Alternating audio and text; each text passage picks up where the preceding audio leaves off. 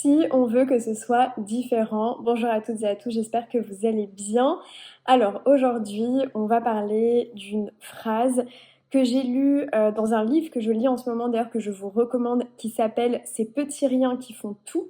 Et à un moment du livre, l'autrice en fait écrit du coup cette phrase qui dit si nous voulons que les choses soient différentes, nous devons changer nous-mêmes.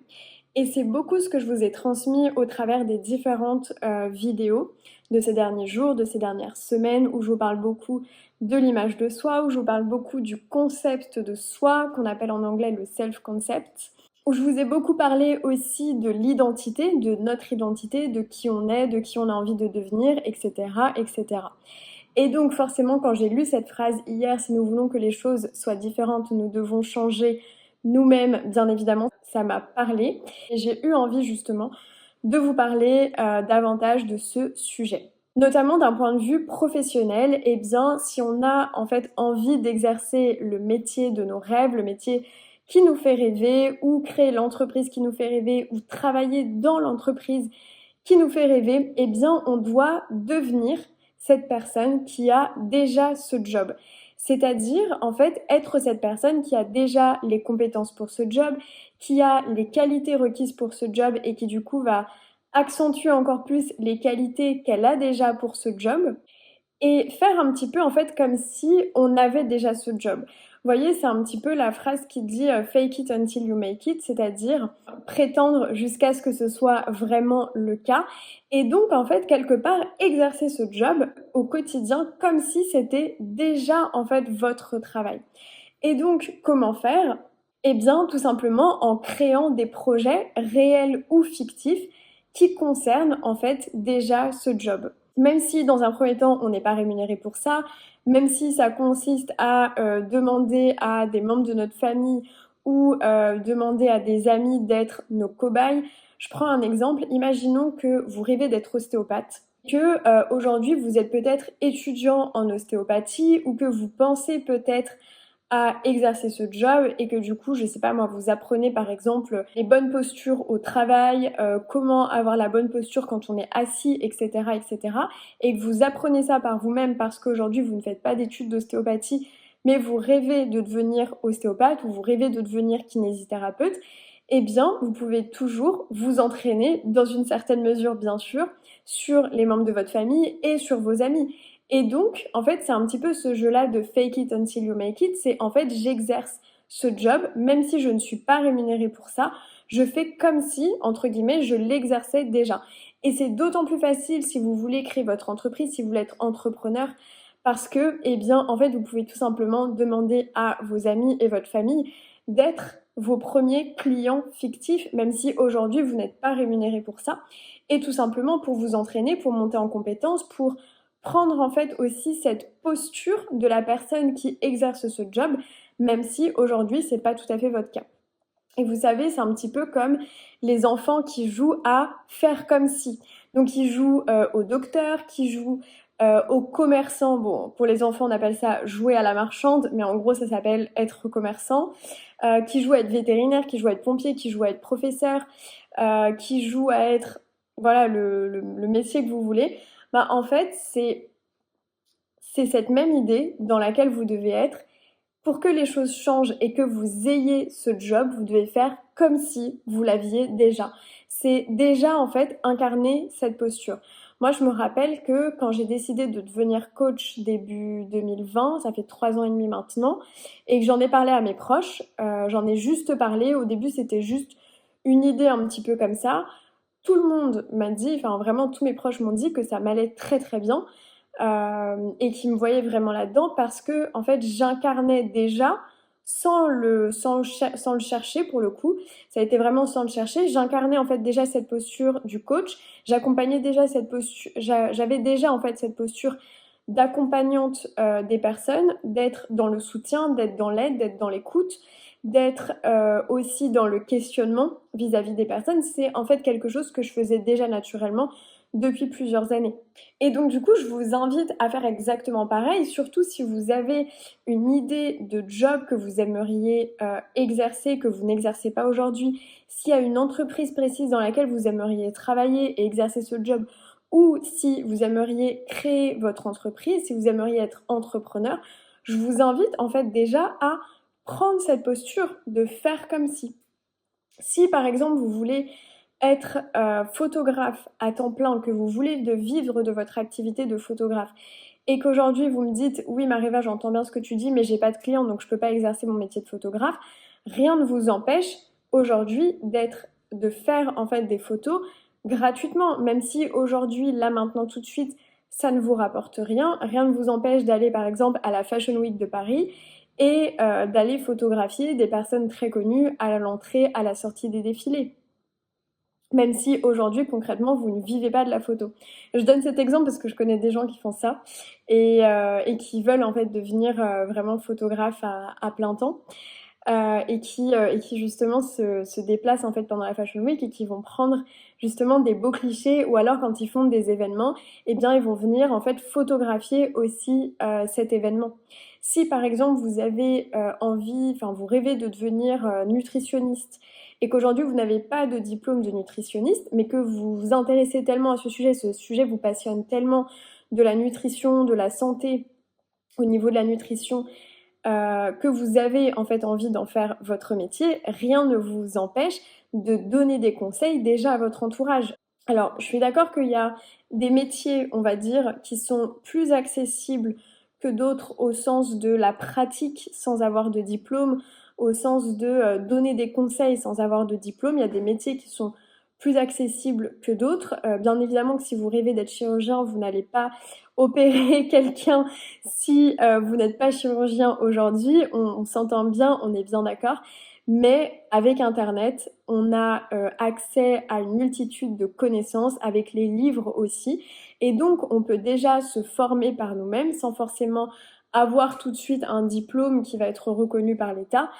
Et déjà, en fait, commencer à se lancer, à faire comme si, à peut-être se lancer sur les réseaux sociaux, à peut-être créer un podcast, une chaîne YouTube, un compte Instagram. Et donc déjà, en fait, incarner cette personne. Déjà incarner cette nouvelle identité de la personne qui a ce job. Donc voilà, c'est si je veux que les choses soient différentes, je dois me changer moi-même. Si nous voulons que les choses soient différentes, nous devons nous changer nous-mêmes. C'est ça la phrase exacte du livre. Et ça me rappelle aussi un ami qui est illustrateur en fait pour jeux vidéo. Et comme c'est un métier que l'on exerce principalement avec des missions freelance, il y a des moments où il a des missions, il y a des moments où il n'a pas de mission. Et en fait, qu'est-ce qu'il fait quand il n'a pas de contrat? Ben, il continue. Il continue en fait à exercer son métier, mais sans être payé. C'est-à-dire qu'il continue à créer des illustrations pour des jeux vidéo existants. Il imagine en fait des nouveaux personnages, il imagine des nouveaux univers. Et en fait, en continuant à travailler, il monte aussi en compétences. Il se forme sur des nouveaux logiciels. Il développe aussi, il continue en fait à développer sa créativité, il continue à développer les qualités qu'il a déjà pour ce job. Et en plus de ça, ça lui permet aussi, lui, d'enrichir son portfolio au moment où on lui propose des contrats, au moment où alors il va prospecter pour avoir des contrats.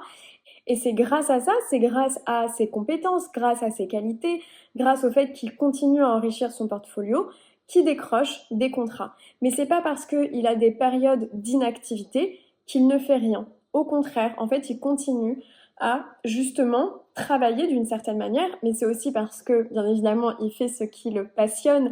Et ça ne peut fonctionner que pour les passions, parce que quand on n'aime pas ce qu'on fait, on n'irait pas travailler gratuitement. Ça, c'est clair et net.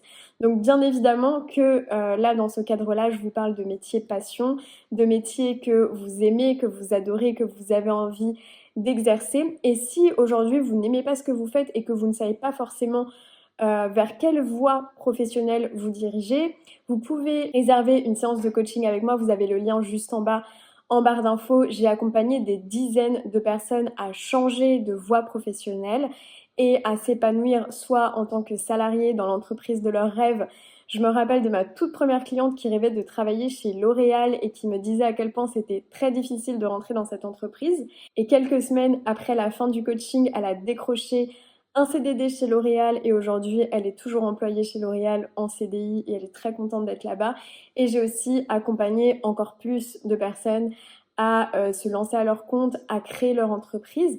Donc si ça vous intéresse, qu'aujourd'hui vous êtes perdu, que vous n'aimez pas votre job, vous pouvez réserver une séance de coaching avec moi et je vous invite de toute façon à continuer à explorer ce que vous aimez, faire ce que vous aimez le plus, tester des nouvelles choses, vous intéresser à de nouveaux sujets et à des nouvelles activités parce que c'est comme ça que vous réussirez à découvrir quel est au niveau professionnel ce que vous avez le plus envie de faire. Pour continuer également sur ce sujet de si on veut que les choses soient différentes, il faut d'abord changer nous-mêmes. Eh bien, c'est exactement pareil aussi pour les relations amoureuses. Si on veut avoir la relation amoureuse de nos rêves, eh bien, on doit devenir la personne qui a cette relation. Qu'on soit en couple ou pas, c'est-à-dire que aujourd'hui, vous pouvez être en couple et aimer très fort la personne avec laquelle vous êtes et vouloir rester avec cette personne, et pour autant ne pas forcément beaucoup apprécier la relation que vous avez. C'est-à-dire que peut-être qu'au fil du temps, vous aimez un petit peu moins la relation que vous avez avec cette personne par rapport à vos débuts de relation. Donc si vous voulez avoir justement la relation de vos rêves, encore une fois que vous soyez en couple ou que vous soyez célibataire, vous devez devenir justement cette personne qui a la relation de ses rêves. Et donc la question à vous poser, c'est quelle est la personne que vous voulez être dans votre relation idéale ? Comment est-ce que vous incarnez justement ce partenaire idéal pour votre partenaire ? Et il y a notamment quelque chose que vous pouvez faire pour ça, c'est de vous poser la question des qualités que vous recherchez chez une personne et vous demander si vous développez ces qualités-là. Donc ça peut être des qualités, ça peut être aussi des valeurs. Quels sont en fait vos non négociables en couple ? Qu'est-ce que vous voulez ? Et par rapport à ce que vous voulez, demandez-vous si justement vous développez ça chez vous. Quand on est en couple, l'autre en fait va agir avec nous en miroir. C'est-à-dire que si jusqu'à présent vous ne posiez pas du tout vos limites, que vous laissiez en fait l'autre absolument prendre toutes les décisions, faire tout ce qu'il ou elle avait envie, décider pour vous, et bien en fait l'autre continuera à agir en conséquence. Si à un moment donné vous posez vos limites et vous dites en fait ça me convient pas, l'autre personne va en fait s'ajuster d'une manière ou d'une autre, soit en vous disant qu'elle n'est pas d'accord, soit en respectant vos besoins. Et donc, étant donné qu'en fait la personne agit en miroir, demandez-vous les qualités que vous recherchez chez cette personne et si vous développez ça également chez vous. Je vous donne un exemple. Si par exemple vous voulez avoir un partenaire qui soit respectueux, souvent le respect c'est un petit peu la base de toutes les relations, toutes les personnes disent qu'elles cherchent à être en couple avec une personne qui les respecte. Posez-vous la question, si vous voulez être en couple avec une personne respectueuse, est-ce que vous respectez ? Est-ce que vous vous respectez vraiment ? Est-ce que vous vous respectez dans tous les domaines de votre vie ? Est-ce que vous respectez vos besoins ? Et s'il y a des besoins peut-être que vous ne respectez pas, ça peut être par exemple le fait de ne pas respecter votre temps de sommeil idéal, ça peut être par exemple le fait de vous négliger, ça peut être par exemple le fait de négliger votre maison, et du coup quelque part on pourrait appeler ça du manque de respect vis-à-vis de soi. Eh bien, qu'est-ce que vous pouvez faire pour davantage vous respecter et donc que l'autre personne vous respecte aussi en face ? Plus vous allez vous respecter vous-même en tant que personne, plus vous allez respecter vos besoins, respecter votre équilibre, etc., etc., plus vous allez attirer à vous des personnes qui sont aussi respectueuses d'elles-mêmes. Parce qu'en général, on veut non seulement un partenaire qui nous respecte, mais on veut aussi un partenaire qui se respecte lui-même, c'est-à-dire qui va prendre soin de lui, qui est capable de poser ses limites, qui connaît ses besoins. Donc déjà, faites ça pour vous, si vous voulez attirer justement une personne comme ça. Pareil, si vous voulez par exemple être en couple avec une partenaire honnête, est-ce que vous êtes honnête ? Est-ce que vous êtes honnête avec les autres ? Est-ce que vous êtes honnête vis-à-vis de vous-même ? Si vous voulez être en couple avec une personne fidèle, est-ce que vous êtes fidèle ? Est-ce que vous êtes fidèle en couple ? Est-ce que vous êtes fidèle à vos valeurs ? Est-ce que vous êtes fidèle à qui vous êtes ? Est-ce que vous êtes fidèle à vos amis aussi ? Si vous voulez, par exemple, avoir une copine qui soit courageuse, est-ce que vous développez votre propre courage ? Si, par exemple, le courage, c'est pour vous une qualité non négociable de la personne avec laquelle vous voulez être, eh bien, est-ce que vous êtes aussi une personne courageuse ? Est-ce que vous développez votre courage?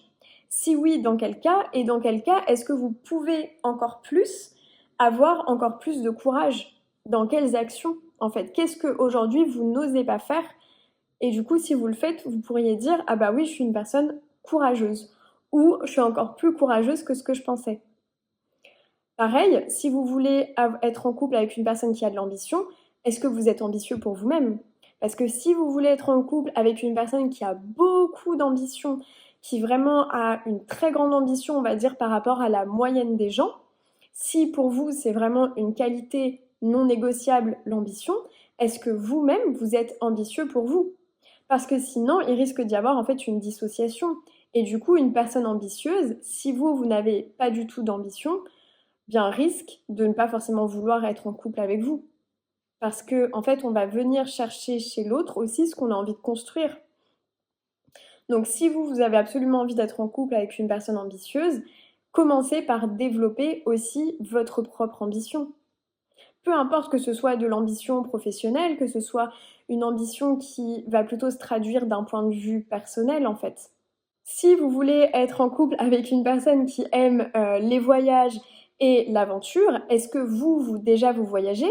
Est-ce que vous voyagez seul? Est-ce que vous partez à l'aventure seul? Est-ce que vous faites en fait déjà toutes ces choses que vous avez envie de faire en couple? Parce que l'idée, en fait, avant de créer la vie de vos rêves avec cette personne, c'est déjà de vous créer cette vie-là dans un premier temps. Et toutes ces choses qu'on se dit, ah, je le ferai quand je serai en couple. Non, en fait, le mindset, c'est je le fais dès maintenant. Et en le faisant, en fait, dès maintenant, en faisant des pas vers cette vie que je veux, je vais attirer à moi la personne que je veux. Et c'est pareil au niveau professionnel. En faisant toutes ces choses qui me plaisent déjà sans forcément être rémunérée, et bien en fait, petit à petit, je vais devenir cette personne qui va le faire tout en étant rémunérée à un moment. Vous voyez ce que je veux dire? C'est cette énergie-là. En fait, c'est cette énergie de changement d'identité, de je deviens déjà cette personne, je deviens déjà la personne qui exerce ce métier, je suis déjà la personne qui va en fait avoir cette relation de couple. Je suis déjà la personne qui a cette relation de couple, où je deviens cette personne. Je fais des efforts pour devenir cette personne. Moi, par exemple, je sais que ce sur quoi je travaille le plus, il y a deux choses en particulier, il y a le doute et la peur. C'est-à-dire que quand je me pose des questions sur est-ce que ce serait bien que je fasse ci ou ça, je me dis tiens est-ce que je le fais, est-ce que je le fais pas, etc. Et souvent ce qui peut rentrer en fait en ligne de compte sur si je le fais ou non, c'est la peur. Et en fait je me dis toujours qu'est-ce que la personne que j'ai envie de devenir ferait? Et c'est vraiment la question que je me pose à chaque fois. Et en ce moment, 100 du temps, la personne que j'ai envie de devenir mettrait la peur de côté et ferait les choses.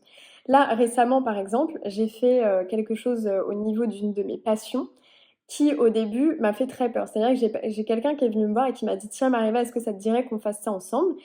Et il y avait un petit côté, on va dire, un peu dangereux, une dangerosité, modérée, mais il y avait un petit côté un peu danger. Et au début, j'étais: «Ouh là là, non mais j'ai peur et tout, imagine et cetera, il y a des risques et cetera et cetera». Et puis, en fait, après, au bout d'un moment, je me suis dit: «Vas-y, tu sais quoi? On le fait». Et on a fait un petit test avant, avec, on va dire, moins de danger et on a fini par le faire et je me suis dit et en fait, je me suis éclatée, je me suis dit: «Mais c'est trop bien». Et du coup, c'est vrai que je peux avoir souvent ce côté au début de la peur et après je me dis: «Non». C'est vraiment cette question de: «Qu'est-ce que ferait mon moi idéal? Qu'est-ce que ferait ma nouvelle identité?» entre guillemets, si je puis dire. Est-ce qu'elle le ferait? Est-ce qu'elle le ferait pas? Et en fonction de la réponse à cette question, eh bien, j'y vais ou je n'y vais pas. On attire à nous, que ce soit un job, que ce soit une relation, que ce soit, des amitiés, on attire à nous ce qu'on vibre et ce qu'on émet. C'est pas pour rien si aujourd'hui vous avez des amis qui vous ressemblent. Si vous avez des amis qui vous ressemblent, c'est parce que quelque part, vous vibrez à la même fréquence, vous avez en fait cette même énergie, vous avez en fait des points communs et vous arrivez à évoluer ensemble.